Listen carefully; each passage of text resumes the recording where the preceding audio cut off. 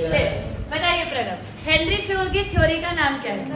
General chapter का नाम क्या है? तो शायद POM. What is POM Vanshika? Principles of management. थोड़ा आप जल्दी शुरू करते हैं, बताइए आ रहे हैं। हेनरी फ्योल की थ्योरी का नाम क्या है? General theory of management. और टेलर की थ्योरी का नाम? हाँ भाई, साइंटिफिक मैनेजमेंट। फ्योल को क्या बोलते हैं? Father of management. और तेजस टेलर को क्या बोलते हैं? Father of scientific management. इन्होंने कुणाल कितने प्रिंसिपल्स दिए? 14। इन्होंने 5 प्रिंसिपल 7 टेक्निक, जिसमें सिलेबस में 5 की जगह आ रहे हैं 4 ही हो गए हैं, पर हम 5 पढ़ेंगे। कितने प्रिंसिपल्स दिए हैं? 5। और कितनी टेक्निक्स है? 7। कितनी टेक्निक्स है? 7 और 5 प्रिंसिपल और 14 प्रिंसिपल। इसके 14 प्रिंसिपल्स हम पढ़ चुके हैं, बस आखिरी के 2 ही बचे हैं, वो 2 मैं आपको बता देती हूँ। सभी कंसंट्रेट करिएगा। सबसे पहला प्रिंसिपल हमने पढ़ा था डिवीजन ऑफ वर्क। ठीक है जी, हर शुरू करो। क्या कहता है डिवीजन ऑफ वर्क? पूरी बात बताना। मार्क्स नीचे कर लो बोलते हुए, अब बोलो, फिर उसके बाद फिर हाँ। वर्क में डिवाइड करेंगे, अपने जो इंसान जो वर्क करेगा वो उससे करेगा, ताकि वो इसमें लाइक हो जाए। वर्क को डिवाइड करेंगे, स्मॉल टास्क में और इंडिविजुअल को असाइन करेंगे और वो असाइन से रिपीट करेंगे। वही के मार्क्स दिए। हाँ, तो पूरे वर्क को स्मॉल टास्क में तनिषा क्या करेंगे? डिवाइड। फिर हर टास्क दिशा एक इंडिविजुअल को असाइन करेंगे, फिर वो इंडिविजुअल प्रणव उसे बार-बार क्या करेगी और तुषार क्या हो जाएगा? चेक। अगला प्रिंसिपल तेजस हमने पढ़ा था डिसिप्लिन। हाँ जी, तुषार आप बताओ। बता रहे। हाँ, डिसिप्लिन का मतलब बताओ Vanshika. Rules and regulations. Very good. और डिसिप्लिन का मतलब होता है रूल्स एंड रेगुलेशंस। और फ्योल ने क्या कहा था? कि अगर कोई उसे फॉलो करता है तो उसे रिवॉर्ड मिलना चाहिए, अगर नहीं करता तो मनीष, ठीक है भाई साहब, पढ़ लो। चलो आर्यन, नेक्स्ट प्रिंसिपल बताओ क्या है? हाँ, चलो एक्सप्लेन करो आर्यन इसको। डिसेंट्रलाइजेशन में उसमें यह है कि पावर तो दोनों जो सुपीरियर हैं और जो नीचे जो पावर है ना, दोनों में पावर डिवाइड होनी चाहिए। सेंट्रलाइजेशन में सेंट्रलाइजेशन में सिर्फ जो सुपीरियर्स के पास पावर चाहिए और डिसेंट्रलाइजेशन पावर किस चीज की?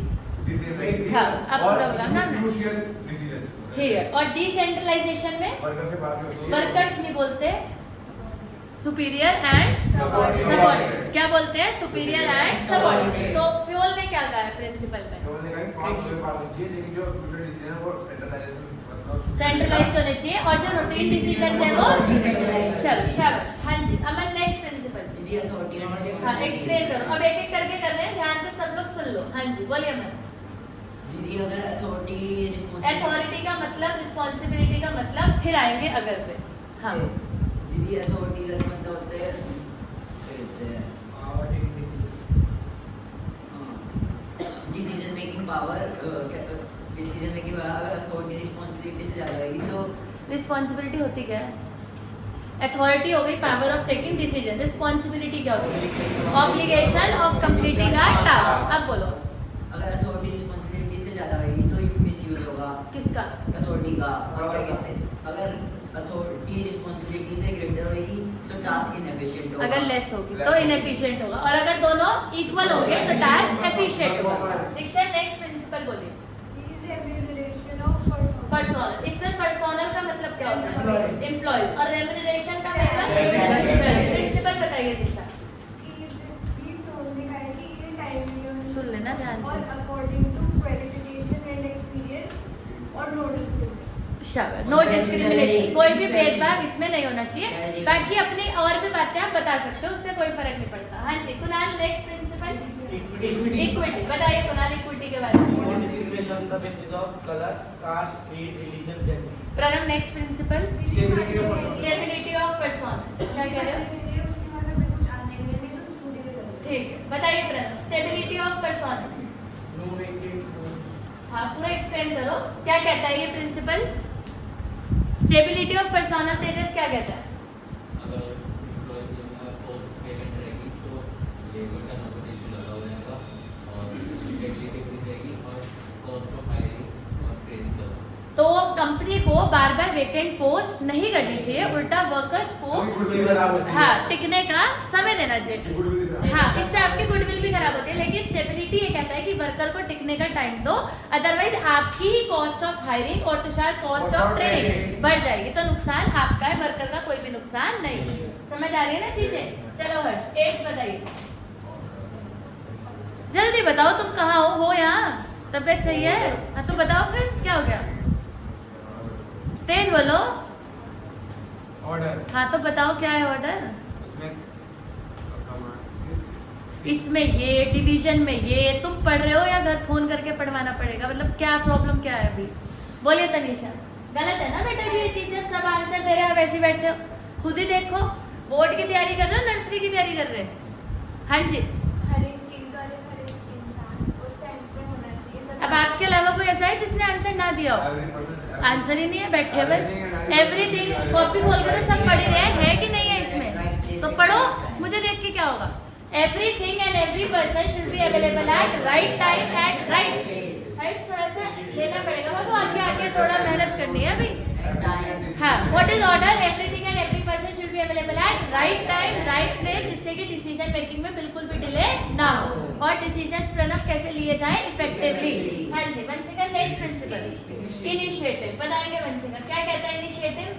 इसमें एम्प्लॉयज को एनकरेज करना चाहिए, सजेशंस देने के लिए, और सजेशंस बेस्ट लगे उन्हें रिवॉर्ड भी देना चाहिए, इससे वर्कर्स आगे आके अपने सजेशंस देते हैं। तुषार अगले प्रिंसिपल का नाम स्पिरिट टीकॉक्स, ये सबसे आसान है, बोलिए तुषार।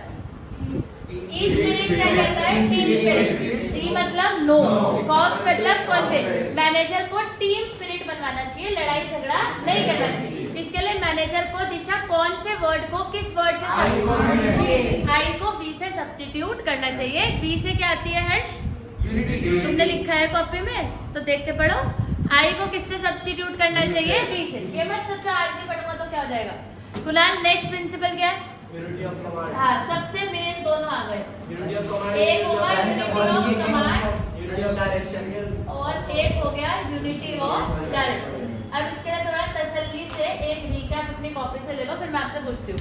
यूनिटी ऑफ कमांड और यूनिटी ऑफ डायरेक्शन दोनों ही इंपॉर्टेंट है, पढ़ेंगे हर्ष और बताएंगे दोनों प्रिंसिपल्स। पढ़ लीजिए पहले आराम से, ले लो 2 मिनट, फिर मैं आपको 13 और 14 बताती हूँ। यूनिटी ऑफ कमांड और यूनिटी ऑफ हाँ डायरेक्शन। बताओ पहले कमांड फिर डायरेक्शन, दोनों एक जैसे ही हैं। एक सुनिए और एक हाँ याद आया कुछ? तेजस क्लियर है यूनिटी ऑफ कमांड?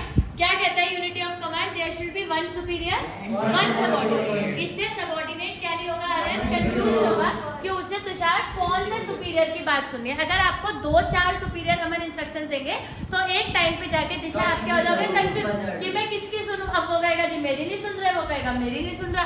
तो वन सुपीरियर वन सबऑर्डिनेट होना चाहिए, इससे कंफ्यूजन अवॉइड होता है। क्या अवॉइड होता है? कंफ्यूजन। बट फिर किसी ने कहा, यही समझाया था मैंने आपको, कि अगर सबऑर्डिनेट का टास्क क्या है सेम, तो सुपीरियर कितनी बार बताएगा, है ना। अब जैसे आप सब हो, आप सबकी पढ़ाई सेम है, अगर मैं वन सुपीरियर वन सबऑर्डिनेट लगा दूंगी हर्ष, तो मुझे आपको अलग पढ़ाना पड़ेगा, इन्हें अलग, तो मेरा डुप्लीकेट एक्टिविटीज हो रही है बार बार। हाँ तो किसी ने समझाया कि अगर आपको डुप्लीकेशन अवॉइड करना है तो आरएन यूनिटी ऑफ कमांड का ही एक एक्सटेंडेड वर्जन बनाया गया है कि इसमें सबऑर्डिनेट्स का क्या बना दो, ग्रुप। सबऑर्डिनेट्स का क्या बनेगा? ग्रुप। उनका एक सेम टास्क में ग्रुप बनेगा, ग्रुप का एक सुपीरियर होगा और वही सुपीरियर पूरे ग्रुप को इंस्ट्रक्शन देगा। यहाँ पे वन सुपीरियर वन सबऑर्डिनेट है, यहाँ पे अगर सबऑर्डिनेट का टास्क सेम है तो उनका क्या बन गया? ग्रुप। उस पूरे ग्रुप का एक सुपीरियर हो गया। ये कंफ्यूजन अवॉइड करता है और ये क्या अवॉइड करता है? डुप्लीकेशन। वो कंफ्यूजन ऑफ वर्क अवॉइड करता है और वो डुप्लीकेशन ऑफ वर्क अवॉइड करता है। समझ में आया? कौन सा प्रिंसिपल किससे बना है? इन दोनों में से। डायरेक्शन किससे बना है? कमांड। तो unity of direction is an extended version of Aryan unity of command. कई बार बच्चे ये भी क्वेश्चन आ जाता है कि यूनिटी ऑफ डायरेक्शन किसका एक्सटेंडेड वर्जन है? Unity of command. चलो इधर आ जाओ और अच्छे से पढ़ाई करो बेटा जी, हमें मतलब बिल्कुल डट के ही मेहनत करनी है, हमारी कोई कमी नहीं रहनी चाहिए 12th में।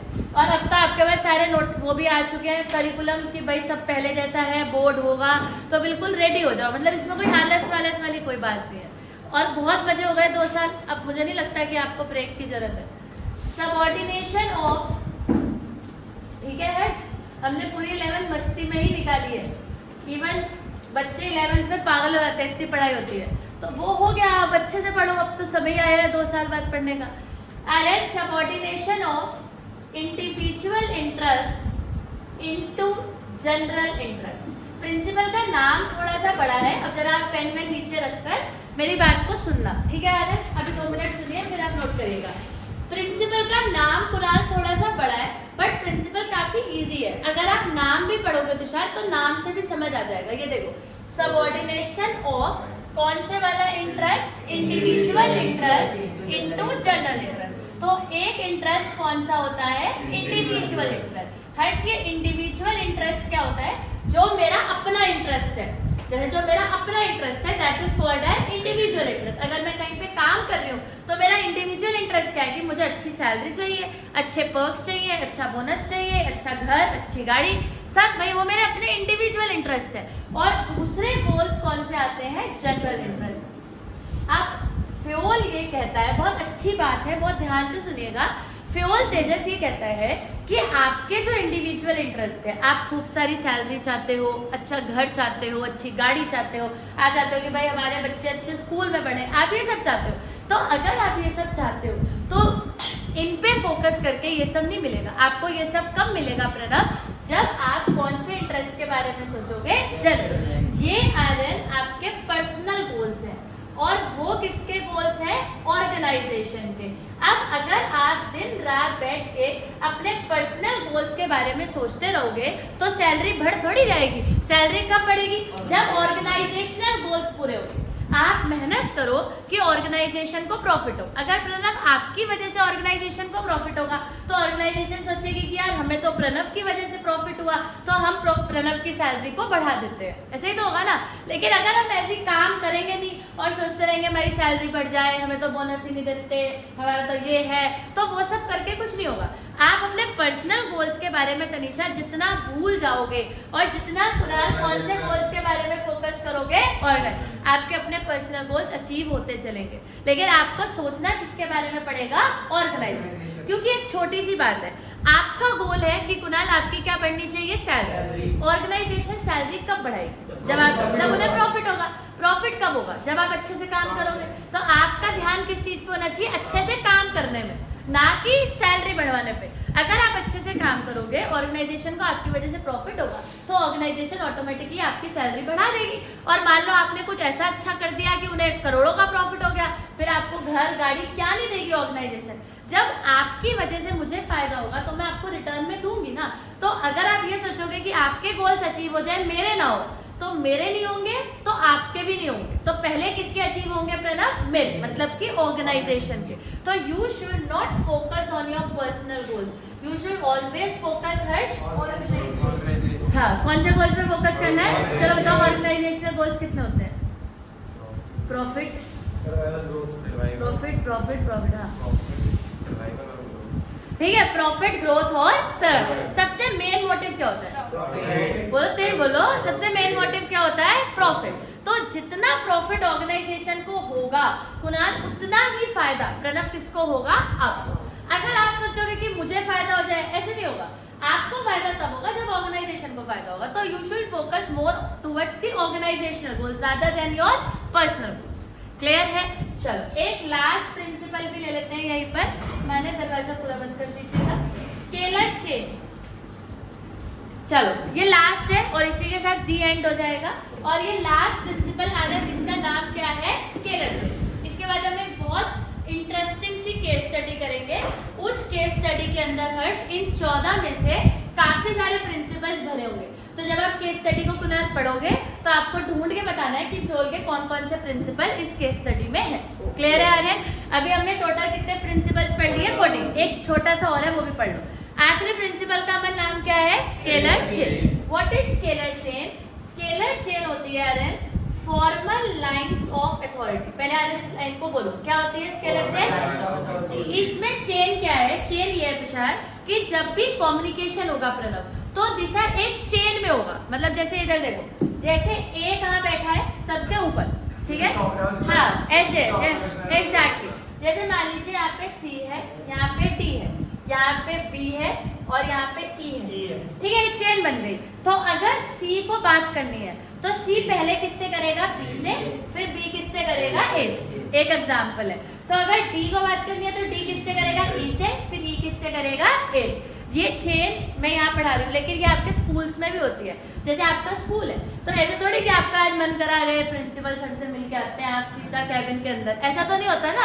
आपकी एक चेन है, आप अपने पहले टीचर्स को बताते हो कि मैम मुझे ना इस चीज़ के रिगार्डिंग सर से मिलना है, फिर टीचर्स कहेंगे अच्छा ठीक है हम सुपरवाइजर से परमिशन लेते हैं, फिर परमिशन ली जाएगी, फिर सुपरवाइजर प्रिंसिपल सर से पूछेंगे कि भाई वो बच्चा उसके पेरेंट्स आपसे मिलना चाहते हैं, फिर सर तक मैसेज जाएगा, फिर आप और आपके पेरेंट्स सर से मिल सकते हो। ऐसा थोड़ी है कि आपने दरवाजा खोला आप अंदर गए मिलने लग गए। तो किसी भी पोस्ट की डिग्निटी को बनाने के लिए कुणाल हमेशा ऑर्गेनाइजेशन में एक क्या बनाई जाती है, चेन। अगर कोई चेन नहीं होगी तो फिर प्रणव कोई डिग्निटी भी नहीं होगी। मैं अब जैसे प्रधानमंत्री है देश का, तो ऐसा तो नहीं है ना कि कोई भी जाके उनसे मिल सकता है, एक चेन है, मिल कोई भी सकता है, क्योंकि भैया राइट्स है हमारी कॉन्स्टिट्यूशन में, कोई आर्यन हमें मना थोड़ी, ये सच्चाई है। अगर आप चाहते हो आप देश के प्राइम मिनिस्टर से मिल सकते हो, लेकिन आर्यन एक चेन है, आपको उस चेन का पालन करना पड़ेगा। आप पहले परमिशन लो, आगे टॉप लेवल से परमिशन आएगी, प्राइम मिनिस्टर से अप्रूवल आएगा कि हाँ मैं मिलने के लिए रेडी हूँ, उसके बाद आप मिल लो। तो उसी चेन को दिशा क्या बोला जाता है, स्केलर चेन। क्लियर है भाई? तो ये चेन ऑर्गेनाइजेशन में भी बहुत ज़रूरी है, जिससे कि आपस में लड़ाई झगड़े, मैसेजेस कैसे जाएंगे, जैसे आपकी भाषा में कोई र्यूमर ना फैले, सबसे बड़ी चीज़ है। अगर चेन नहीं होगी तो दिशा र्यूमर्स फैलने के चांसेस बढ़ जाएंगे। अगर चेन होगी तो चीज़ें ट्रेसेबल रहेंगी कि अच्छा यहाँ से इस बंदे ने लेटर भेजा है, अब पता ही नहीं किसने भेजा, क्या भेजा, क्योंकि प्रणव ऑर्गेनाइजेशन में अगर कोई चेन नहीं होगी तो काम इफेक्टिवली नहीं हो पाए।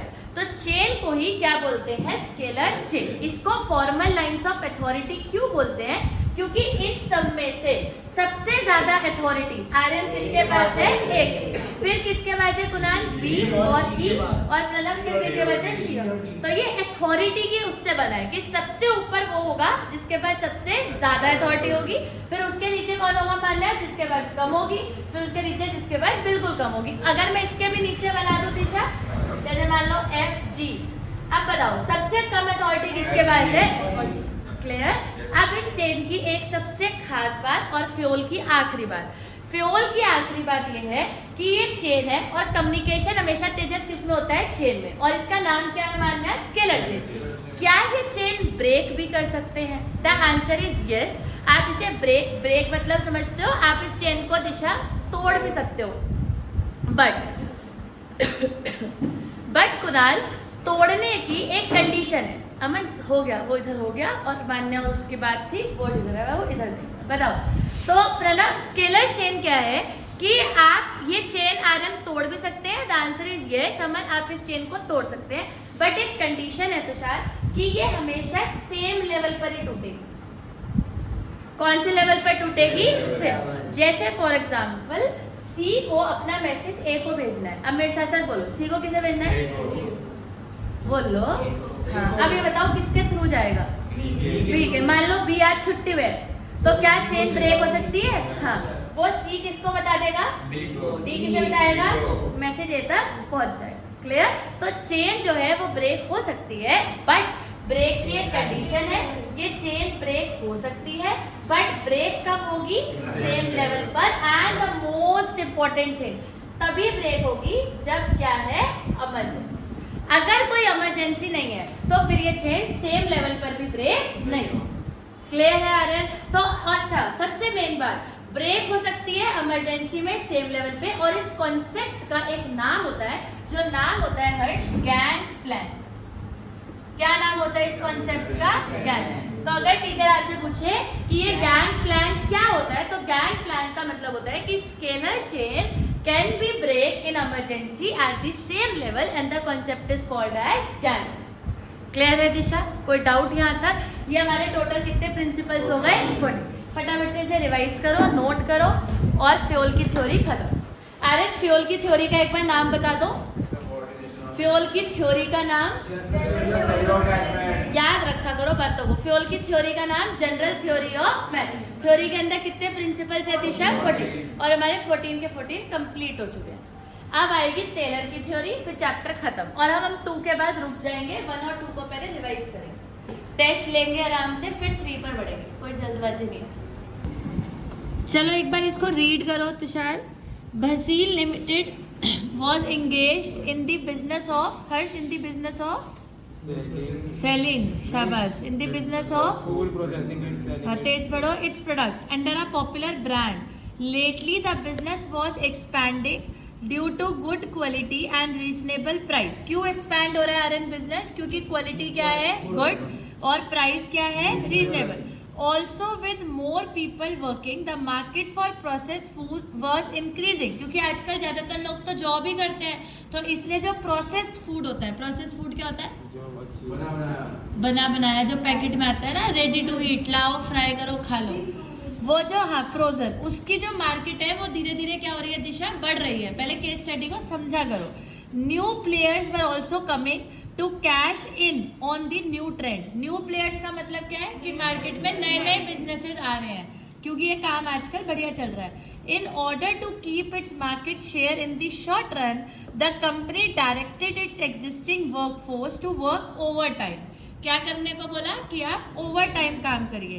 But this resulted in many problems due to increase pressure of work. जो एफिशिएंसी थी वर्कर्स की वो क्या हो गई, डिक्लाइन हो गई. Sometimes the subordinate had to work for more than one superior. कई बार सबऑर्डिनेट को एक से ज्यादा सुपीरियर की सुननी पड़ती थी. तो कौन सा प्रिंसिपल वायलेट हो रहा है, यूनिटी ऑफ कमांड, और वो उसी वर्कर को ओवर टाइम करने को बोल रहे हैं. तो कौन सा प्रिंसिपल वायलेट हो रहा है, डिवीजन ऑफ वर्क.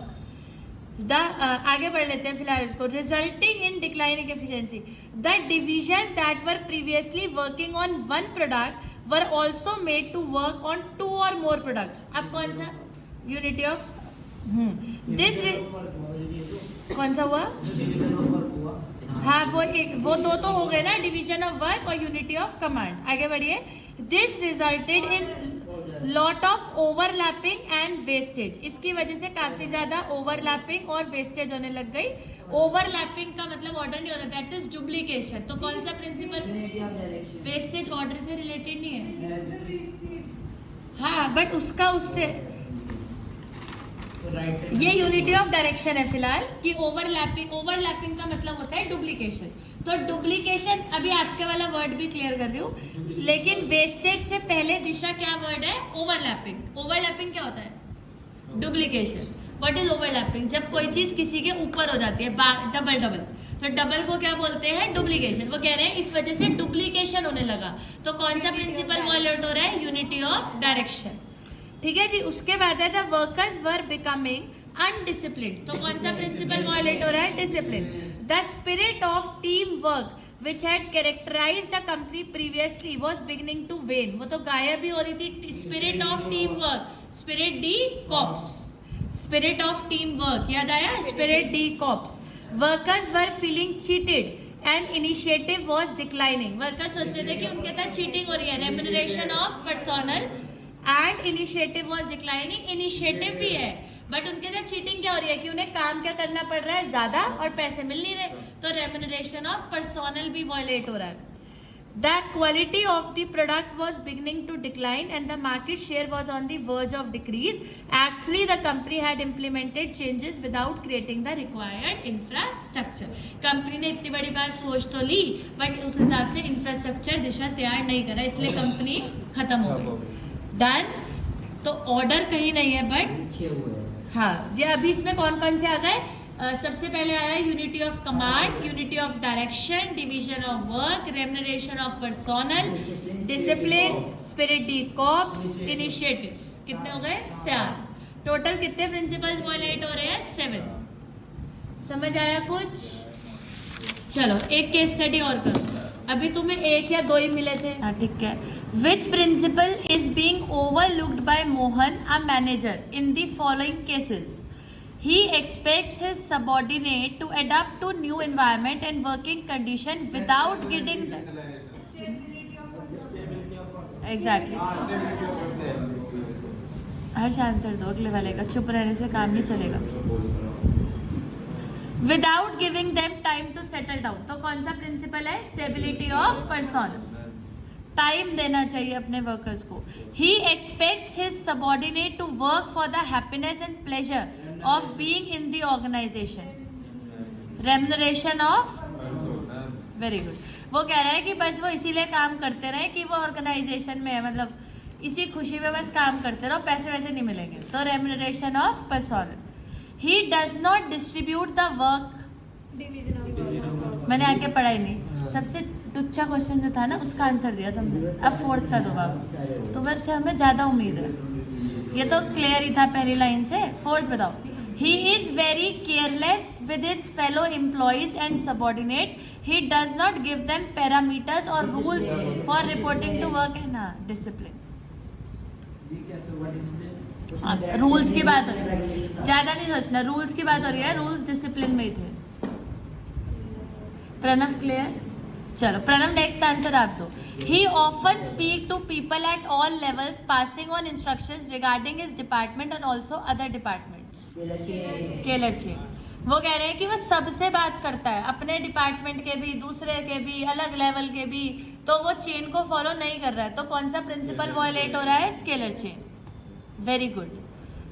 चलिए next answer. He neither has a system of keeping his equipment nor people at a prescribed place. Clear? हर चीज, हर आदमी सही जगह पर सही टाइम पे होना चाहिए। He expects his colleague to get work out of subordinates without giving them any power. गलत। हाँ, authority and responsibility. पावर की बात हो रही है, authority and responsibility. He expects his colleagues to get work out of subordinates and yet has a differential treatment for each person. Equity, कौन सा है? Equity. हर पर्सन के साथ वो